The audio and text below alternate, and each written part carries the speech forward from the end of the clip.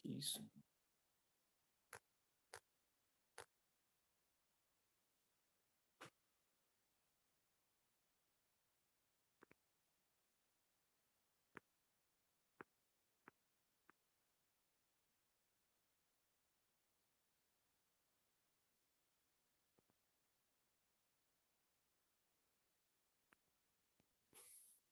Alô? Tá. Tudo certo, então. Vou gravar a nossa atividade.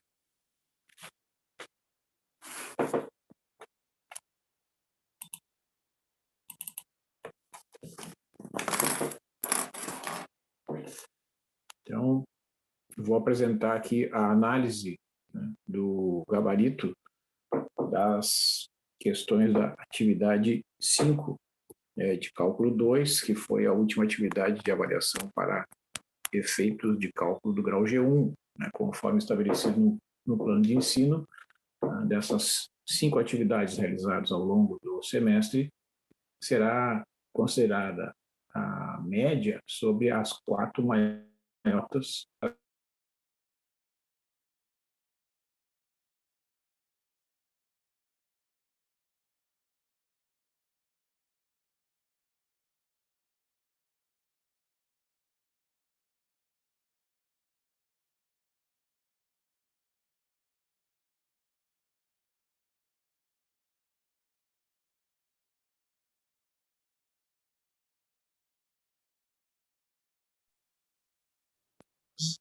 sobre 4 ao quadrado, substituindo n por 1, resulta 1 sobre 5 ao quadrado, quando n igual a 2, resulta 1 sobre 6 ao quadrado, mais etc. Que é uma série convergente, pois esta série 1 sobre n ao quadrado, que é 1 sobre 1 ao quadrado, que é mais 1 sobre 2 ao quadrado, mais 1 sobre 3 ao quadrado, mais 1 sobre 4 ao quadrado, etc., é uma série P com P igual a 2, que nós sabemos ser convergente. Ora, esta série dada aqui no item A é o resultado da exclusão desses 3 primeiros termos desta série infinita. E nós sabemos que uma série infinita, quando a gente exclui uma quantidade finita de seus termos, ela continua sendo uma série convergente. Logo, a série dada no item A, que é a série 1 sobre n mais 4 elevado ao quadrado, quando n varia de 0 até mais infinito, converge. Então, esse é um argumento bastante importante, e essa é uma habilidade necessária para que a gente desenvolva essa percepção, né, essa capacidade de identificar que uma determinada série resulta da exclusão de uma quantidade finita de uma outra série que é mais conhecida e para a qual a gente já sabe usar algum critério de convergência ou divergência, que é o caso. Tá? Então, com isso, a gente conclui que a série dada no item A é uma série convergente. Evidentemente que, embora não seja solicitado, vou fazer apenas uma observação, né? A soma destas séries não será a mesma coisa. Tá? Esta aqui é uma série convergente, cuja soma, inclusive, é conhecida, que é π ao quadrado sobre 6, né? Já comentei na aula com vocês.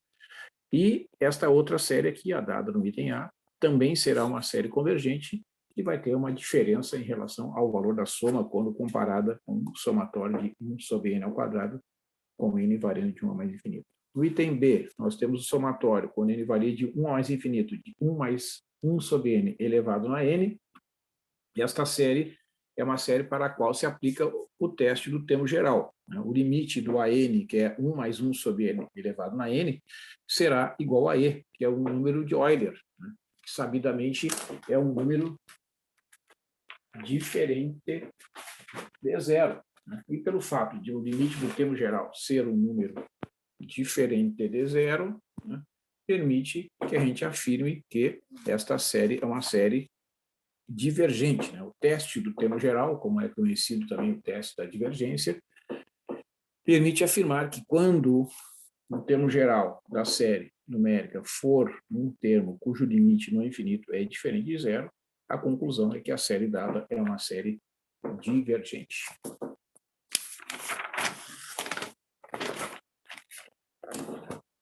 No item C,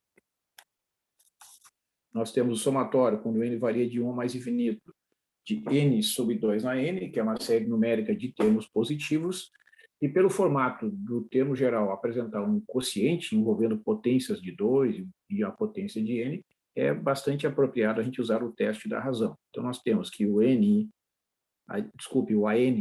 que representa o termo geral da série, é n dividido por 2 na e elevado na n. Portanto, o AN mais 1 será n mais 1 por 2 elevado na n mais 1.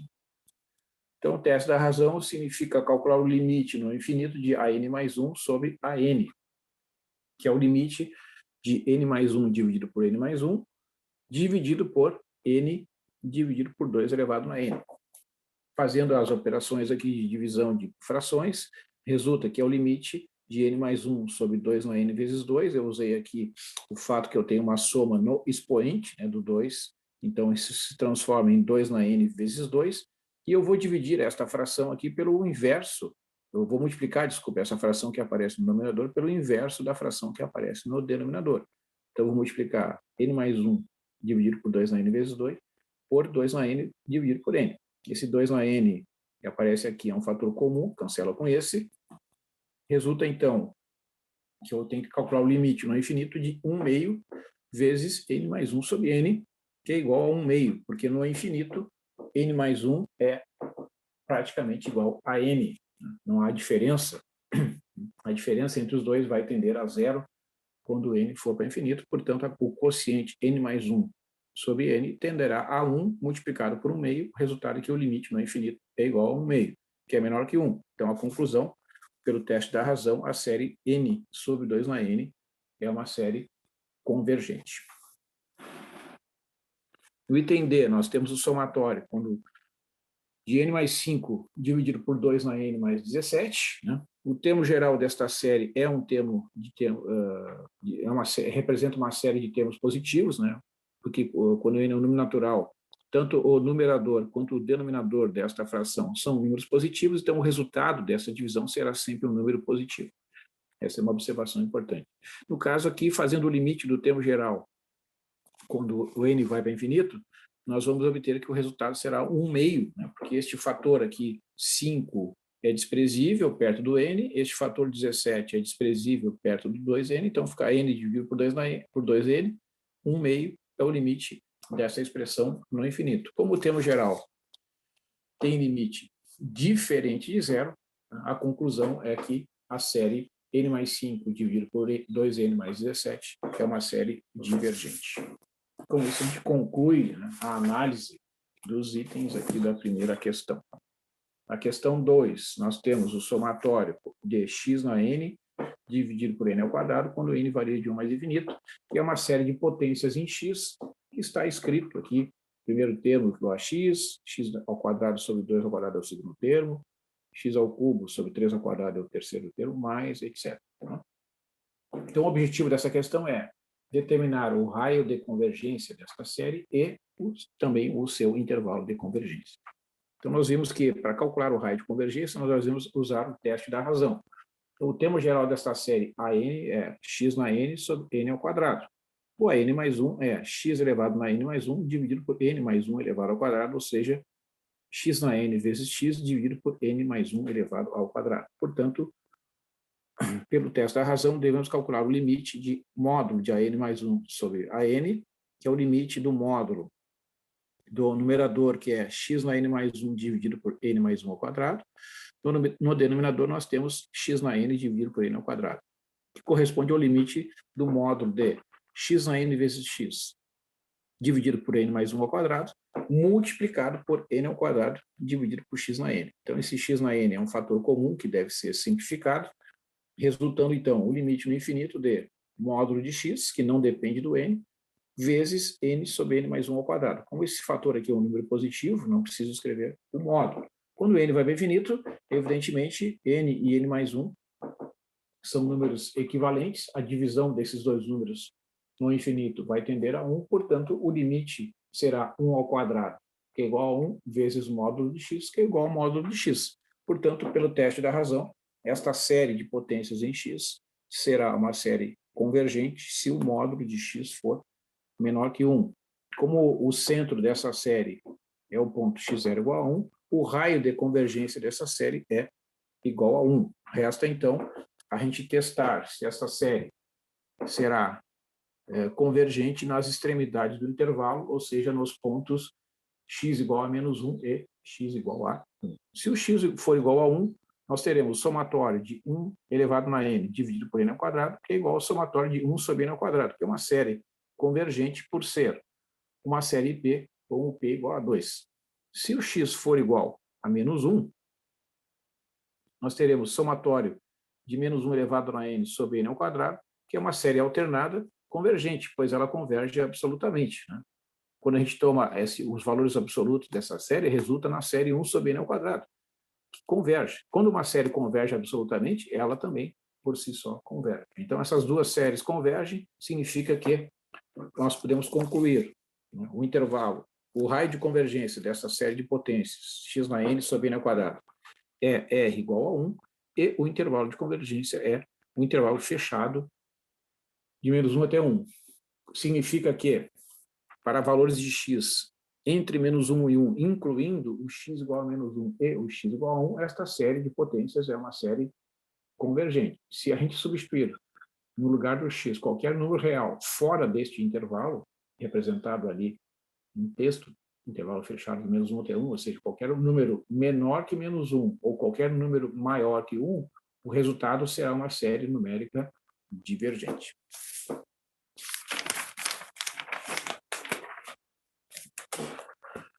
Na questão 3, então, pedia para fazer o desenvolvimento da série de Taylor da função f de x igual a raiz de x no ponto x0 igual a 1. Significa que nós temos de calcular a função e as suas derivadas sucessivas até uma certa ordem. No caso ali do exercício, era solicitado derivar, calcular explicitamente até o termo de quarta ordem. Então, a primeira coisa que devemos fazer é calcular as derivadas sucessivas desta função até a derivada de quarta ordem, que é o que está sendo apresentado aqui.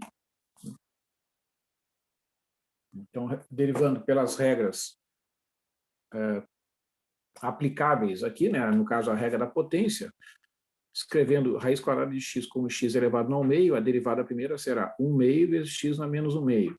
A derivada segunda, menos 1 quarto vezes x na menos 3 meios. A derivada terceira é 3 oitavos vezes x na menos 5 meios.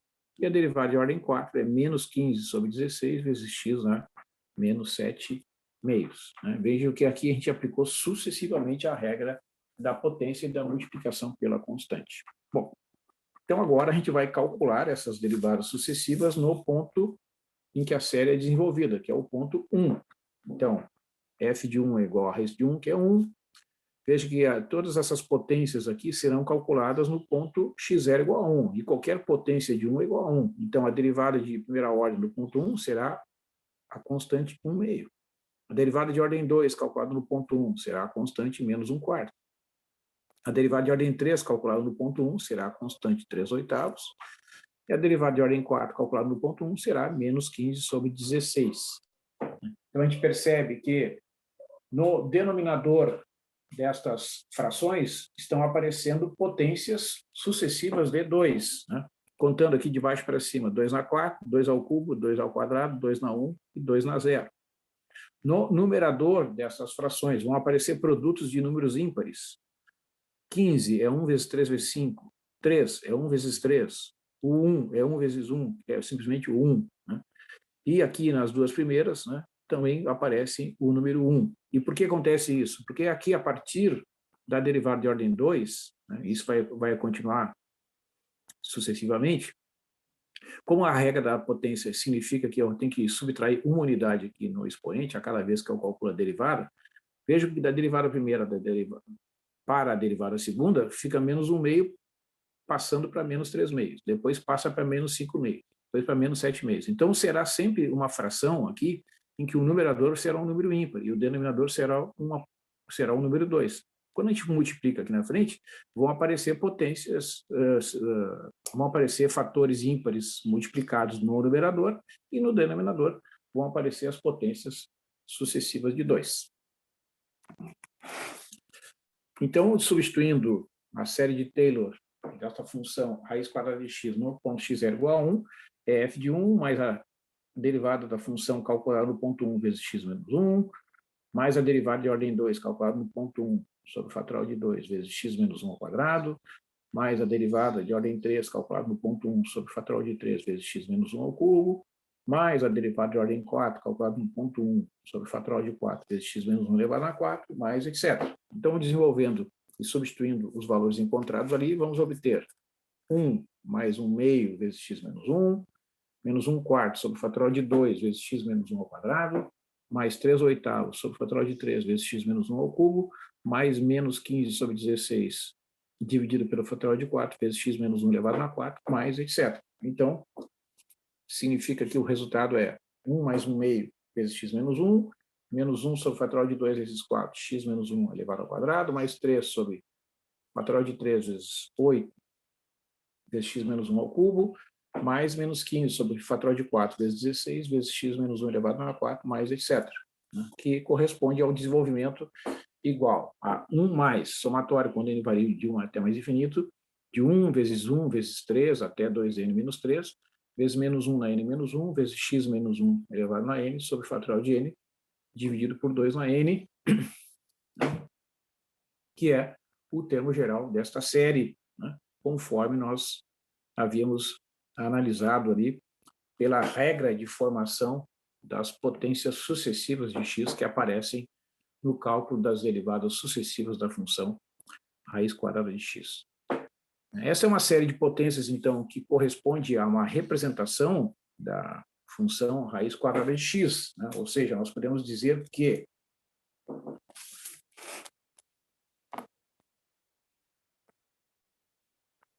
a raiz quadrada de x, né, é igual a 1 mais 1 meio, que multiplica x menos 1, menos 1 sobre o fatorial de 2, vezes 4, x menos 1 ao quadrado, mais 3 sobre o fatorial de 3, vezes 8, que multiplica x menos 1 ao cubo, menos 15 sobre o fatorial de 4, vezes 16, que multiplica x menos 1 elevado a 4, mais etc.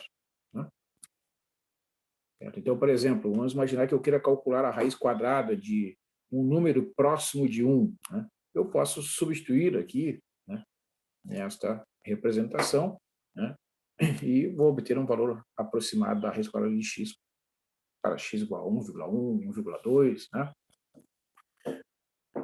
Que é uma forma, então, de obter valores aproximados da raiz quadrada de x por polinômios de Taylor, né, que resultam do truncamento das séries. Por exemplo, se eu pegar um polinômio de Taylor aqui até grau 2, né, eu terei que a raiz quadrada de x, por exemplo, ela pode ser expressa por 1 mais 1 meio vezes x menos 1, né, menos 1 oitavo aqui, de x menos 1 ao quadrado, por exemplo, né, se o x pertencer a uma vizinhança do ponto 1. Então, isso é uma técnica, né, que é bastante conhecida de cálculos aproximados da raiz quadrada na vizinhança de um determinado ponto. Com isso, a gente conclui aqui a análise da questão 3. Na questão 4, pedia para, então, analisar a soma de duas séries, determinar o valor da soma e a condição de convergência. Então, nós temos aqui no item A uma série de potências na forma 1 mais x elevado a 4 mais x elevado a 8 mais, etc., x elevado a 4n, que não tem razão nenhuma, né, para mudar este comportamento, então isso representa o somatório de x elevado a 4n, quando n varia de 0 a mais infinito.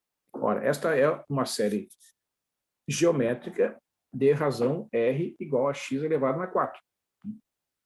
Como a gente sabe, a série geométrica de razão R converge se somente ser o módulo da razão for menor que 1. Então, esta série será convergente se o módulo de x elevado a 4 for menor que 1, ou seja, se somente ser o módulo de x for 1, porque essas duas condições são equivalentes, basta extrair a raiz quarta dos dois lados desta desigualdade e observar que a raiz quarta é uma função crescente. Assim, 1 mais x elevado a 4, mais x elevado a 8, mais etc., x elevado a 4n, é igual a 1 dividido por 1 menos r, ou seja, 1 dividido por 1 menos x elevado a 4, desde que o módulo de x seja menor que 1. Então, esta é a função elementar do cálculo, que é representada por esta série de potências neste intervalo, ou seja, para valores de x entre menos 1 e 1.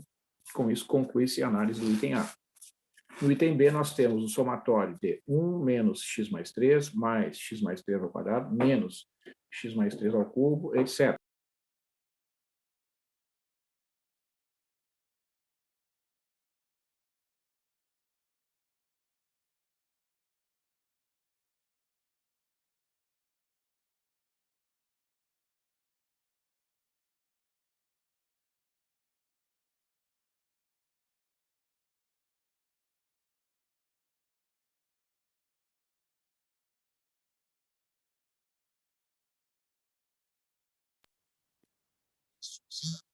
Intervalo de convergência daquela série.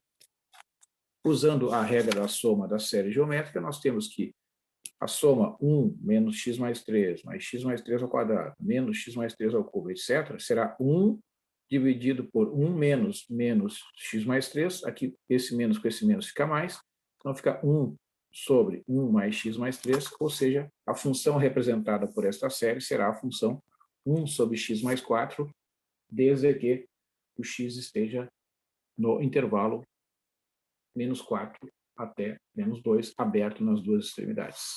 Com isso, a gente conclui a análise da atividade de avaliação número 5 e, portanto, eu encerro esta atividade.